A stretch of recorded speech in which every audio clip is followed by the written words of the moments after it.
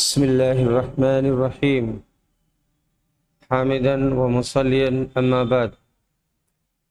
معزز ناظرین، السلام علیکم ورحمۃ اللہ وبرکاتہ۔ ناظرین، کل جو میں نے حدیث پڑھی تھی، آخری حدیث پڑھی تھی، اس میں ایک لفظ تھوڑا سا مبہم رہ گیا تھا۔ حضرت عبد الرحمن بن عوف نے نبی صلی اللہ علیہ وسلم سے کہا تھا وَأَنْتَ يَا رسول اللہ، اور اے اللہ کے رسول آپ بھی، یعنی آپ بھی روتے ہیں اور آپ بھی بے صبری کرتے ہیں۔ تب آپ نے کہا یا ابن عوف انہا رحمہ، اے ابن عوف یہ رحمت ہے۔ ثم اتبعها بأخرى، پھر آپ دوبارہ روئے، اسی کا ترجمہ چھوٹ گیا تھا۔ ثم اتبعها بأخرى، پھر آپ دوبارہ روئے اور کہا، آنکھیں اشکبار ہوتی ہیں، دل غمگین ہوتا ہے، ہم وہی بات کہیں گے جس سے ہمارا رب خوش ہو، اور اے ابراہیم ہم تمہاری جدائی سے افسردہ خاطر اور غمگین ہیں۔ باب البکاء عند المریض، مریض کے پاس رونا۔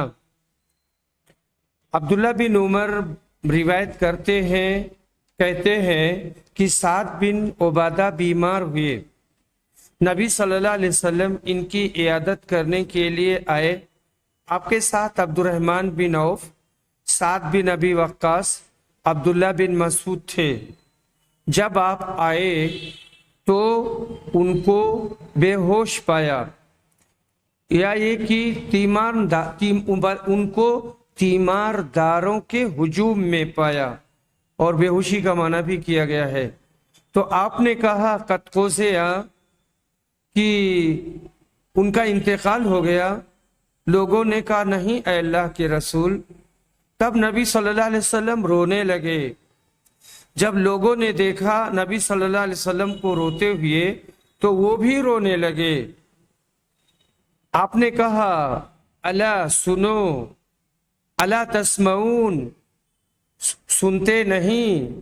اللہ تعالی آنکھوں کے آنسو اور دل کے غم سے عذاب نہیں دے گا، لیکن اس سے عذاب دے گا، اور اپنی زبان کی طرف اشارہ کیا، یا اس سے رحم کرے گا، اور میت کو اس پر گھر والوں کے رونے کی وجہ سے عذاب ہوگا۔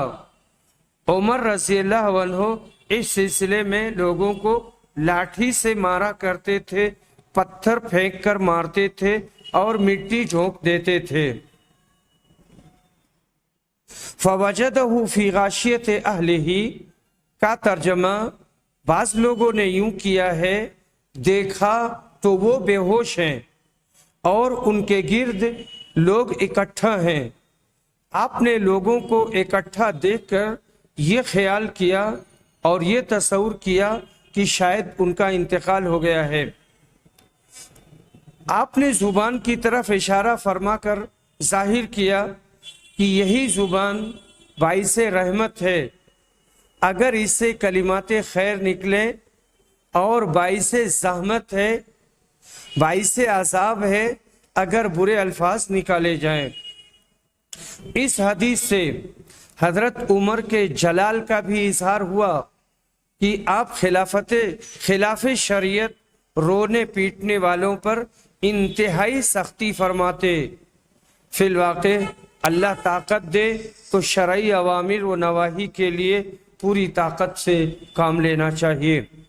حضرت سعد بن عبادہ انصاری خزرجی بڑے جلیل القدر صحابی ہیں، عقبہ ثانیہ میں دین اسلام سے مشرف ہوئے۔ ان کا شمار 12 نقبہ میں ہوتا ہے، انصار کے سرداروں میں سے تھے، اور شان و شوکت میں سب سے بڑھ چڑھ کر تھے۔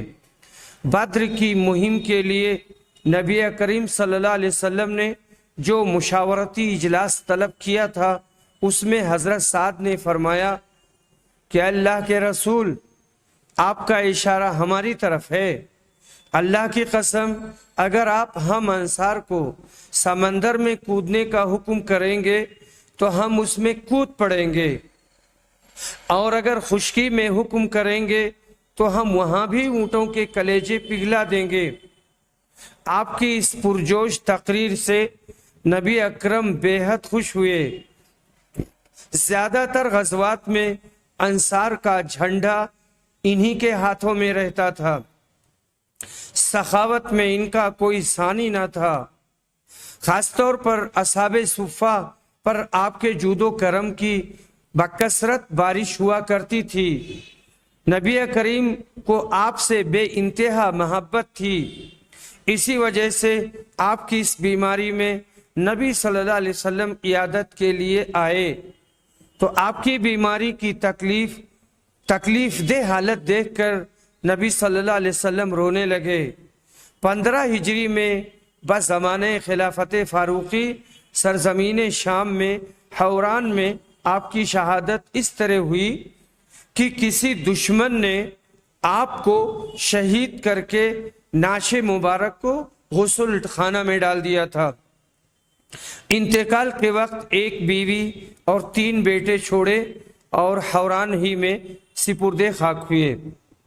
باب ما ینہی من النوم والبکاء والزجر عن ذلک، نوحہ کرنا منع ہے، رونا، اور اس سلسلے میں جو سختی آئی ہے اور جو جھڑکا گیا ہے، ڈانٹا گیا ہے، اس کا بیان۔ امرا کہتی ہیں کہ میں نے عائشہ سے سنا، وہ کہتی تھیں جب زید بن حارثہ، جعفر اور عبداللہ بن رواحہ کی شہادت کی خبر آئی تو نبی صلی اللہ علیہ وسلم بیٹھے، آپ کے اوپر غم ظاہر تھا، غم و اندوہ میں ڈوبے ہوئے تھے، اور میں دروازے کے شگاف سے دیکھ رہی تھی۔ ایک آدمی آئے رسول اکرم کے پاس اور کہا، اے اللہ کے رسول، جعفر کی عورتیں اور ان کے رونے کا تذکرہ کیا۔ تب نبی صلی اللہ علیہ وسلم نے ان سے کہا کہ جاؤ اور ان کو روک دو۔ وہ گئے، پھر واپس آئے اور کہا میں نے ان کو روکا اور انہوں نے بتایا کہ انہوں نے میری بات نہیں مانی۔ پھر آپ نے دوسری بار حکم دیا کہ ان کو روک دو۔ وہ گئے، پھر آئے اور کہا اللہ کی قسم وہ میرے اوپر غالب آ گئی، وہ میرے اوپر غالب آ گئی۔ نبی صلی اللہ علیہ وسلم نے کہا ان کے منہ میں مٹی جھونک دو۔ میں نے کہا تیری ناک میں مٹی لگے، اللہ کی قسم تو نے کوئی کام بھی نہیں کیا، رسول صلی اللہ علیہ وسلم نے جو حکم دیا تھا وہ بھی نہیں کیا، اور آپ کو تکلیف سے بھی چھٹکارا نہیں دے رہے ہو۔ زید بن حارثہ کی والدہ کا نام سعودہ اور باپ کا نام حارثہ اور ابو اسامہ کنیت تھی۔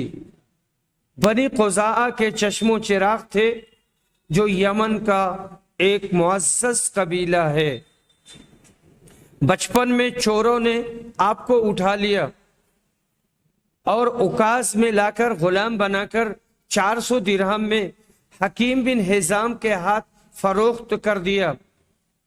ان کی پھوپھی ام المؤمنین حضرت خدیجہ کے خدمت میں اس طرح سے آپ پہنچ گئے ایک غلام کی حیثیت سے، اور وہاں سے نبی کریم کے خدمت میں آ گئے۔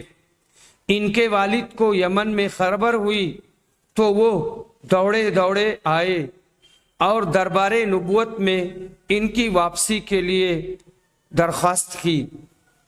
نبی صلی اللہ علیہ وسلم نے زید بن حارثہ کو پورے طریقے سے اختیار دے دیا اور کہا کہ اگر وہ گھر جانا چاہیں تو خوشی سے اپنے والد کے ساتھ چلے جائیں، اور اگر چاہیں تو میرے پاس رہیں۔ زید بن حارثہ نے اپنے گھر والوں پر نبی اکرم صلی اللہ علیہ وسلم کو ترجیح دی اور والد اور چچا کے ہمراہ نہیں گئے، اس لیے کہ نبی اکرم کے احسانات اور اخلاق فاضلہ ان کے دل میں گھر کر چکے تھے۔ اس واقعہ کے بعد نبی صلی اللہ علیہ وسلم ان کو مقام ہجر میں لے گئے اور حاضرین کو خطاب کرتے ہوئے فرمایا، لوگو گواہ رہو، میں نے زید کو اپنا بیٹا بنا لیا، وہ میرے وارث ہیں اور میں ان کا وارث ہوں۔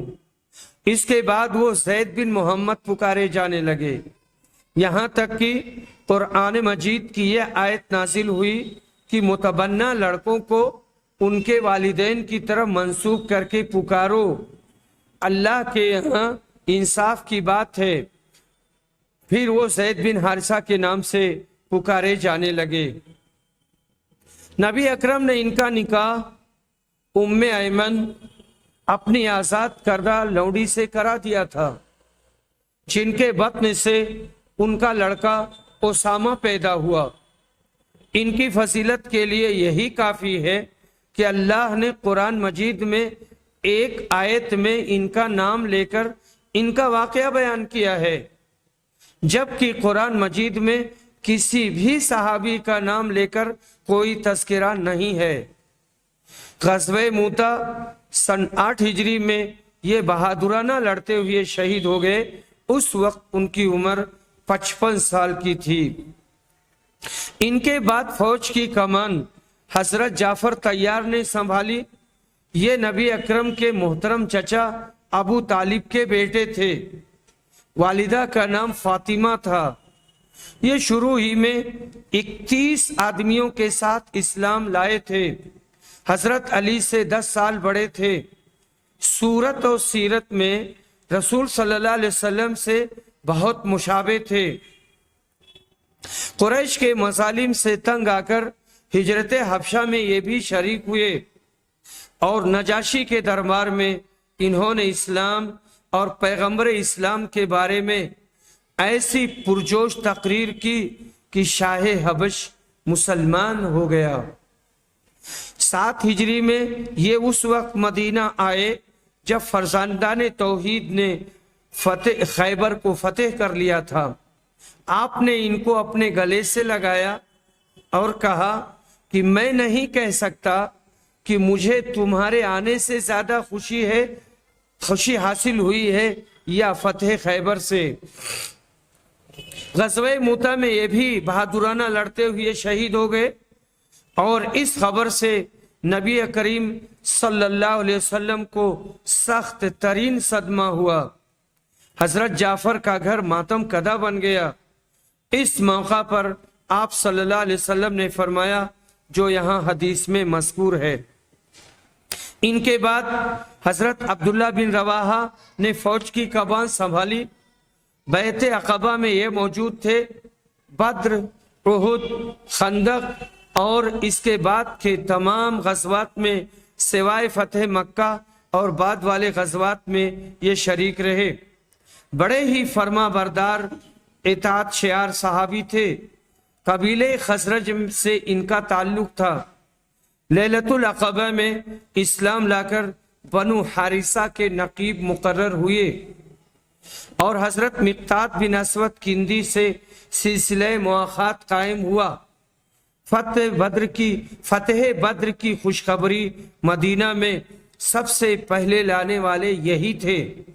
جنگ موتا میں بہادرانہ جام شہادت نوش فرمایا، بہادرانہ جام شہادت نوش فرمایا۔ ان کے بعد نبی اکرم صلی اللہ علیہ وسلم کی پیشگوئی کے مطابق اللہ کی تلوار حضرت خالد نے قیادت سنبھالی اور ان کے ہاتھ پر مسلمانوں کو فتح عظیم حاصل ہوئی۔ امام بخاری رحمہ اللہ نے اس حدیث سے ثابت کیا کہ پکار کر بیان کر کر کے مرنے والوں پر نوحہ و ماتم کرنا یہاں تک ناجائز ہے کہ نبی کریم صلی اللہ علیہ وسلم نے حضرت جعفر کے گھر والوں کے لیے اس حرکت نازیبا اور نوحہ و ماتم کرنے کی وجہ سے کہا کہ ان کے منہ پر مٹی مار دو، ان کے منہ میں مٹی جھونک دو۔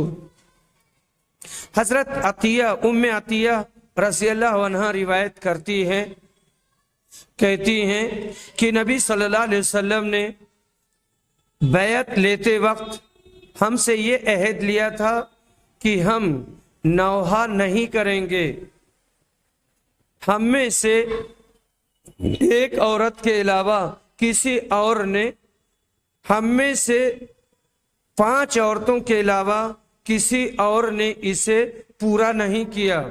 یہ عورتیں ام سلیم، ام علا، ابو صبرہ کی صاحبزادی جو معاذ کے گھر میں تھیں، اور اس کے علاوہ 2 عورتیں، یا یہ کہا کہ ابو صبرہ کی صاحبزادی معاذ کی بیوی اور ایک دوسری خاتون تھیں۔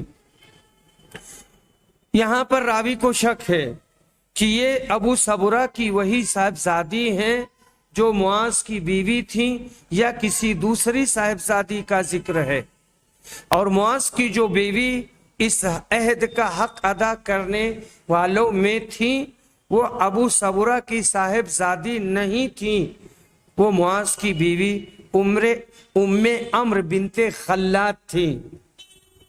نبی اکرم صلی اللہ علیہ وسلم وقتاً فوقتاً مسلمان مردوں اور عورتوں سے اسلام پر ثابت قدم رہنے کے لیے معاہدہ کیا کرتے تھے اور بیعت لیا کرتے تھے۔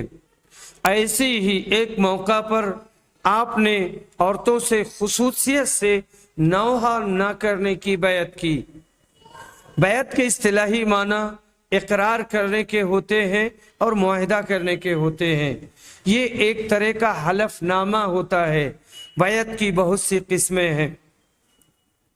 اس حدیث سے یہ بھی پتہ چلتا ہے کہ انسان کتنا ہی بڑا کیوں نہ ہو پھر بھی کمزوریوں کا پتلا اور کمزوریوں کا مجسمہ ہے۔ صحابیات کی شان مسلم ہے، پھر بھی ان میں بہت سی خواتین سے اس عہد پر قائم نہ رہا گیا، جیسا کہ ابھی حدیث میں آیا ہے۔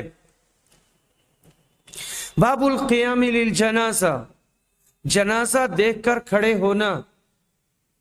نبی صلی اللہ علیہ وسلم نے کہا تھا کہ جب جنازہ دیکھو تو کھڑے ہو جاؤ یہاں تک کہ جنازہ گزر جائے۔ یہ روایت عامر بن ربیعہ کی ہے۔ وہ نبی صلی اللہ علیہ وسلم سے روایت کرتے ہیں کہ آپ نے کہا جب تم جنازہ دیکھو تو کھڑے ہو جاؤ اور کھڑے رہو یہاں تک کہ جنازہ تم سے آگے چلا جائے۔ اور حمیدی کی روایت میں یہ لفظ بھی ہے یہاں تک کہ جنازہ آگے نکل جائے یا رکھ دیا جائے۔ تو جنازہ دیکھ کر کھڑے ہونے کی بات اس وجہ سے ہے، اور یہ حکم اس وجہ سے ہے کہ آدمی موت کا تصور کرے کہ ایک اچھا خاصا آدمی چلتا تھا پھرتا تھا، چاہے وہ ہندو ہو یا مسلمان ہو، سکھ ہو عیسائی ہو، لیکن اللہ تعالیٰ نے اس کی جان نکال لی، یہ بے جان ہو گیا۔ تو جس نے اس کی جان نکالی ہے تو اس کے خوف میں لوگ کھڑے ہوا کرتے تھے، اس جنازے کی تعظیم میں نہیں کھڑے ہوتے تھے۔ باب متى يقعد اذا قام للجنازہ، اگر کوئی جنازہ دیکھ کر کھڑا ہو جائے تو اسے کب بیٹھنا چاہیے؟ عامر بن ربیعہ نبی صلی اللہ علیہ وسلم سے روایت کرتے ہیں کہ جب تم میں سے کوئی جنازہ دیکھے تو اگر اس کے ساتھ چل نہیں رہا ہے تو کھڑا ہو جائے یہاں تک کہ جنازہ آگے چلا جائے، یا آگے جانے کے بجائے خود جنازہ رکھ دیا جائے۔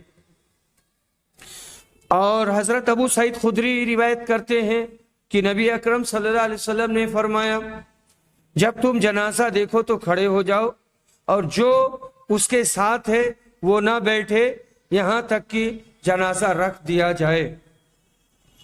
ابو ہریرہ رضی اللہ عنہ کو یہ حدیث یاد نہ رہی تھی، جب حضرت ابو سعید خدری نے یاد دلائی تو ان کو یاد آ گئی اور انہوں نے اس حدیث کی تصدیق کی۔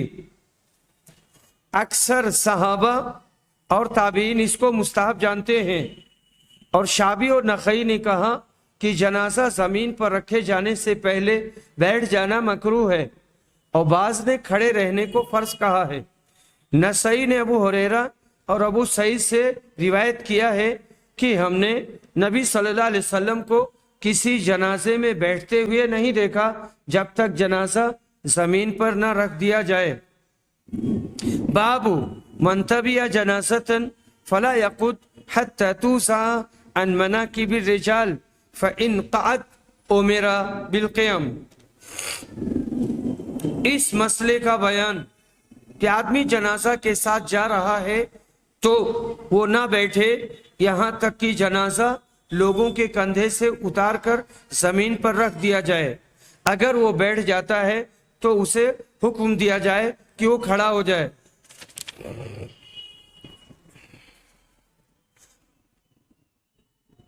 यहाँ पर जो रिवायत है वो सईद मकबूरी की है।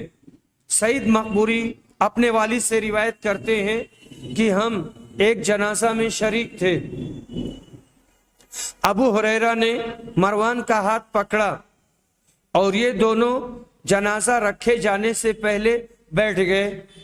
इतने में अबू सईद आए और मरवान का हाथ पकड़ कर कहा, उठो, अल्लाह की कसम ये जानते हैं, ये से इशारा किया हजरत अबू हुरैरा की तरफ, ये जानते हैं कि नबी सल्लल्लाहु अलैहि वसल्लम ने हमें इससे मना किया है। अबू हुरैरा बोले कि अबू सईद ने सच कहा है।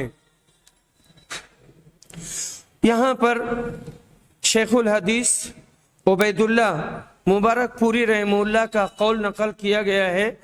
अरबी में वो इबारत है, उसका तर्जमा ये है, वो कहते हैं मेरे नज़दीक कौले राजे वही है जिधर जुमहूर गए हैं, और वो ये कि जनाजा के साथ चलने वालों और उसके रुखसत करने वालों के लिए मुस्तहब है कि वो जब तक जनाजा ज़मीन पर ना रख दिया जाए ना बैठें, और हदीस में ना बैठने की नहीं तंजीही है। और इस क़याम के इस्तेहबाब पर बैहक़ी की वो हदीस भी दलालत करती है जिसे उन्होंने अबू हासिम की सनद से रिवायत किया है कि हम हजरत अबू हुरैरा, अब्दुल्ला बिन उमर, अब्दुल्ला बिन जुबैर और हसन बिन अली के साथ एक जनाजा के हमरा गए। बस ये जुमला हजरात खड़े ही रहे जब तक वो जनाजा जमीन पर न रख दिया गया।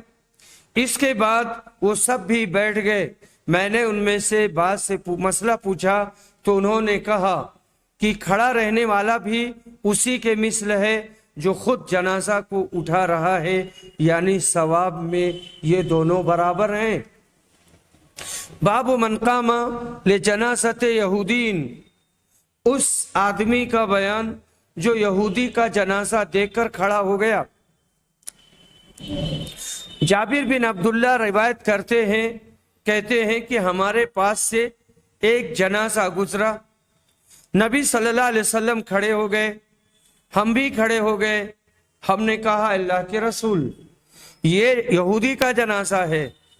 आपने कहा जब तुम जनाजा देखो तो खड़े हो जाओ।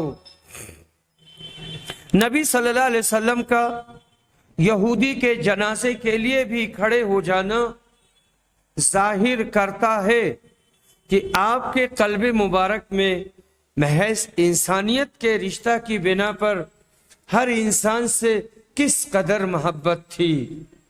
यहूदी के जनाजा को देखकर खड़े होने की कई वजूह बयान की गई हैं। आइंदा हदीस में भी कुछ ऐसा ही जिक्र है। वहां नबी अकरम ने खुद इस सवाल का जवाब दिया है, कहा था अलैसत नफ्सा, क्या इसके अंदर जान नहीं थी? क्या ये एक जान नहीं थी कि इंसान था फिर उसकी जान निकाल ली गई? यानी जान के मामला में मुसलमान और गैर मुसलमान बराबर हैं। जिंदगी और मौत हर दो पर वारिद होती है। हजरत जाबिर रज़ियल्लाहु अन्हु की रिवायत में मजीद तफसील मौजूद है। मर्रत जनाजा, इसका तर्जुमा ये है एक जनाजा गुजरा जिस पर नबी सल्लल्लाहु अलैहि वसल्लम और आपकी इक्तिदा में हम सब खड़े हो गए।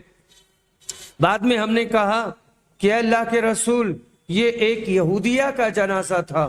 आपने कहा कुछ भी हो, बेशक मौत बहुत घबराहट में ڈالنے والی ہے۔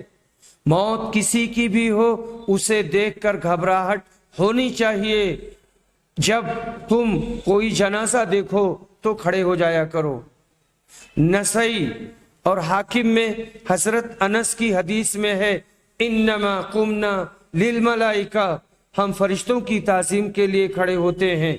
اور احمد میں بھی یعنی مسند احمد میں بھی حدیث ابو موسیٰ سے ایسی ہی روایت موجود ہے۔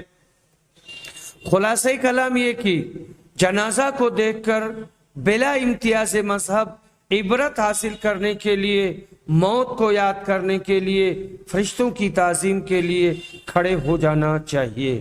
حدیث اور باب میں مطابقت ظاہر ہے اور وہ یہی ہے۔ عمرو بن مرہ کہتے ہیں میں نے عبد الرحمن بن ابی لیلہ سے سنا کہ سہل بن حنیف اور قیس بن ساعدہ قادسیہ میں بیٹھے تھے، ان کے پاس سے جنازہ گزرا تو دونوں کھڑے ہو گئے۔ ان دونوں سے کہا گیا اور انہیں بتایا گیا کہ یہ اس علاقے یعنی ذمیوں کا جنازہ ہے، تو انہوں نے کہا کہ نبی صلی اللہ علیہ وسلم کے پاس جنازہ، نبی صلی اللہ علیہ وسلم کے پاس سے جنازہ گزرا تھا تو آپ کھڑے ہو گئے۔ آپ کو بھی بتایا گیا کہ یہ یہودی کا جنازہ ہے تو آپ نے کہا تھا کہ یہودی کی جان نہیں ہے، کیا یہودی کی جان نہیں ہے؟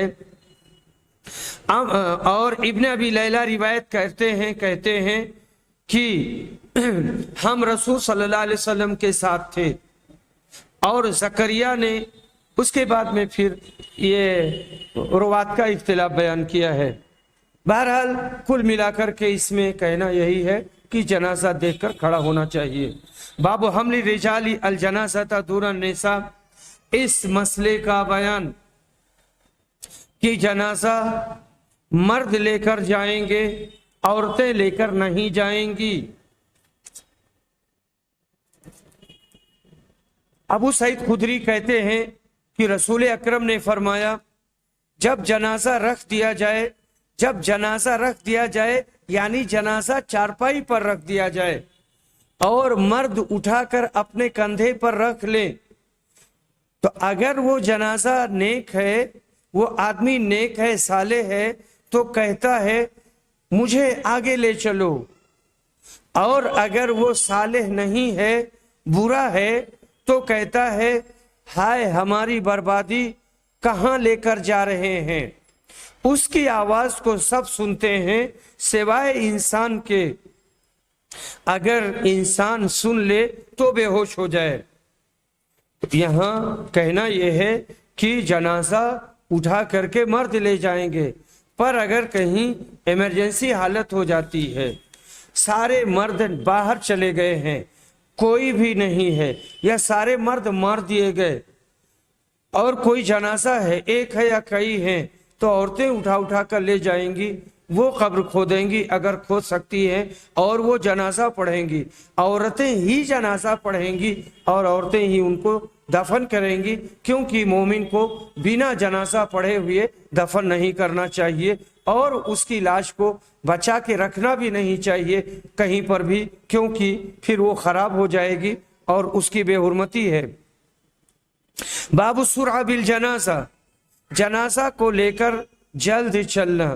جنازہ جب لے کر چلیں گے تو عام رفتار سے تھوڑا تیز چلیں گے، لیکن اگر اتنا تیز نہیں چلیں گے کہ جنازہ گر جائے یا چارپائی ٹیڑھی ہو جائے یا کسی خطرے کا خوف ہو، یا اگر جنازہ کئی دن کا ہے، لاش خراب ہو چکی ہے کسی وجہ سے، یا تو پانی میں ڈوبی ہوئی تھی کئی دن کے بعد ملی، یا باہر سے آئی تھی، یا اور کوئی بات ہے، تو بہت سنبھال کے لے چلیں گے، تیز نہیں چلیں گے۔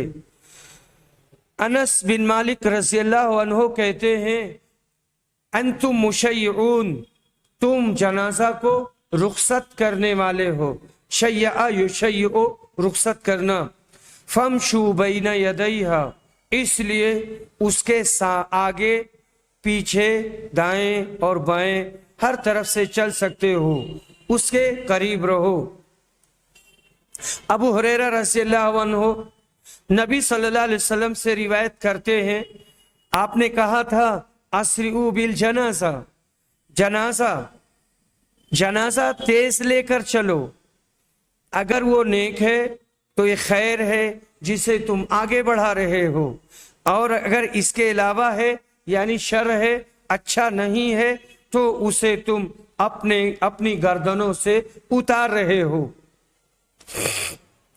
तो यहाँ पर जो फिqही मसला है वो यही है कि जनाजा जब घर से लेकर निकलेंगे तो आम रफ्तार से थोड़ा तेज लेकर के निकलेंगे।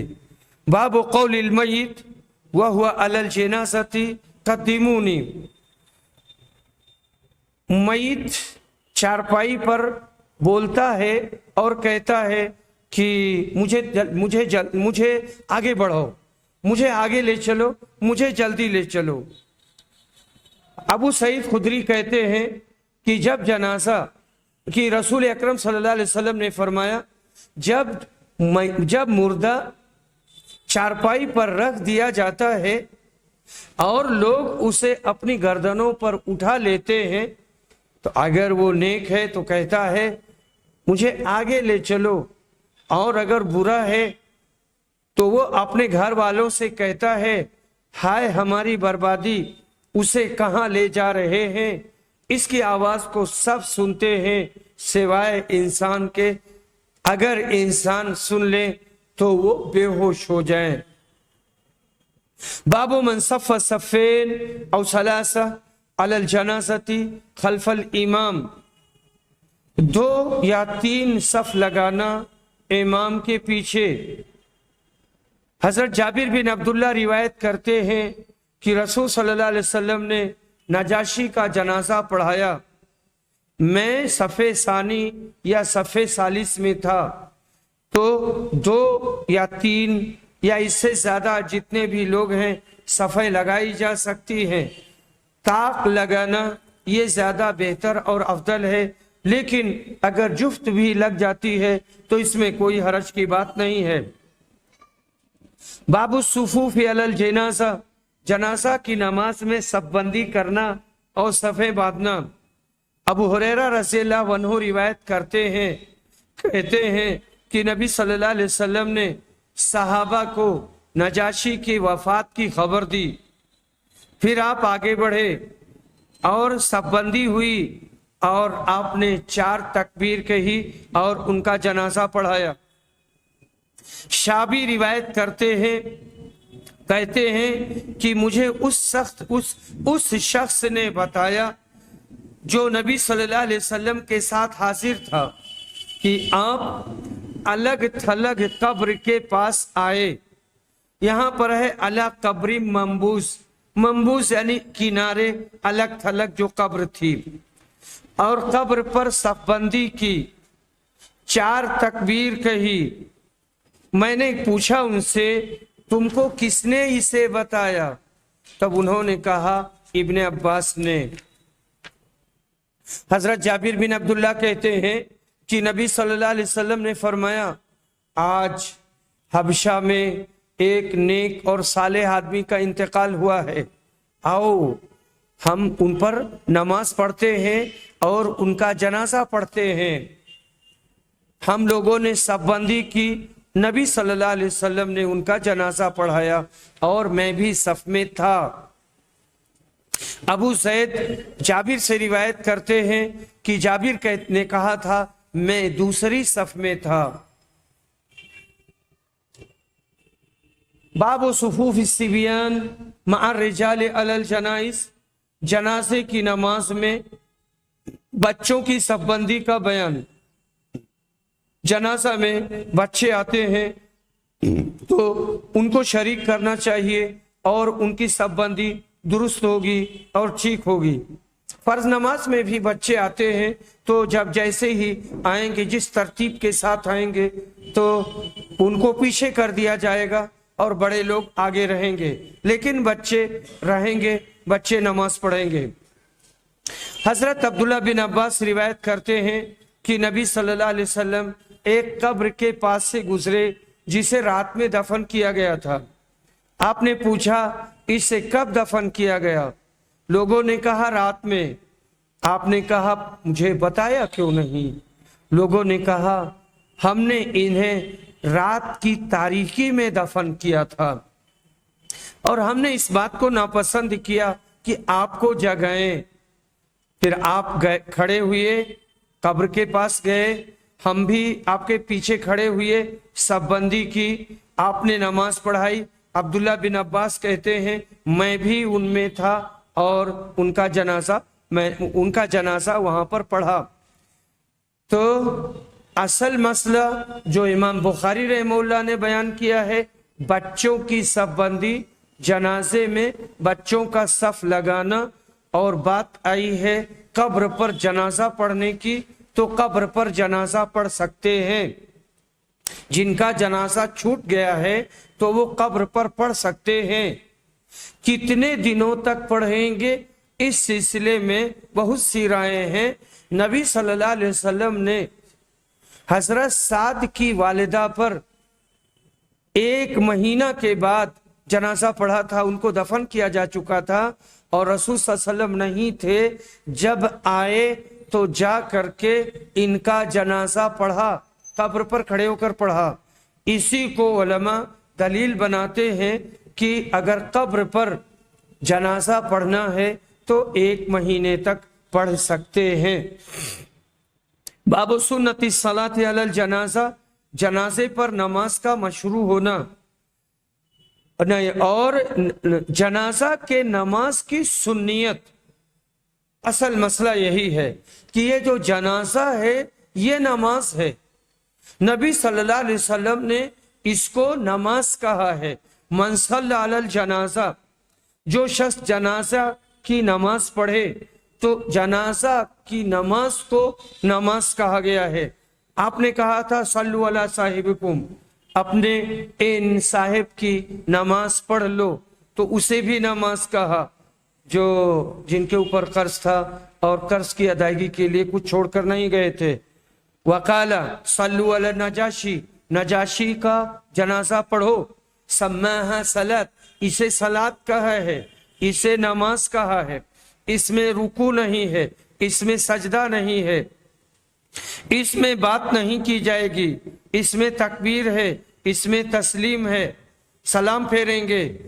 इब्ने उमर जनाजा की नमाज पाक होकर ही पढ़ते थे, बावुजू होकर पढ़ते थे, और तुलुए शम्स के वक्त, सूरज निकलते वक्त, सूरज डूबते वक्त नहीं पढ़ा जाएगा। इसमें और रफ़े दैन करेंगे। हसन कहते हैं मैंने लोगों को पाया है कि अपने जनाजे की इमामत के सिलसिले में उसी आदमी को अच्छा समझते थे जिसको फराइज के सिलसिले में अच्छा और अफजल समझते थे और उसको आगे बढ़ाते थे। वह इज़ा अहदसा यौमल ईद, अगर आदमी ईद के दिन उसका वुजू टूट जाए ईदगाह में या जनाजे में, तो वो पानी तलाशेगा और तयम्मुम नहीं करेगा। और जब आदमी जनाजा के पास पहुंचे और लोग जनाजा की नमाज पढ़ रहे हैं तो वो तकबीर कहेगा, अल्लाह अकबर कहकर जनाजा में शामिल होगा। इब्ने मुसय्यब कहते हैं कि युकब्बिरु बिल्लैली वन नहार, अल्लाह अकबर कहेंगे रात में, दिन में, सफर में, इकामत में 4 बार, यानी 4 बार अल्लाह अकबर कहेंगे। वक़ाल अनस तकबीरतुल वाहिदा इस्तिफ्ताहुस सलात, पहली यानी पहली तकबीर ये तकबीर तहरीमा होगी। और अल्लाह ताला ने फरमाया है वला तुसल्ली अला अहदिम मिनहुम माता अबदा, जो आदमी यानी जो मुनाफिकीन है, ये मुनाफिकों में से कोई मर जाए तो उसका जनाजा ना पढ़ना। फीही सुफूफुन व इमामुन, इसमें सफ़े हैं और इमाम है। तो यहाँ इमाम बुखारी के कहने का मतलब ये है कि ये नमाज है, लेकिन ये रुकू वाली, इसमें रुकू नहीं है और सजदा नहीं है और तशहुद नहीं है। अगर रुकू करते या سجدہ کرتے تو ایسی صورت میں لوگ اعتراض کرتے اور کہتے کہ دیکھو مسلمان اپنے مردے کے سامنے سر جھکاتے ہیں اور اپنی پیشانی زمین پر رکھتے ہیں۔ وآخر دعوانا ان الحمد للہ رب العالمین۔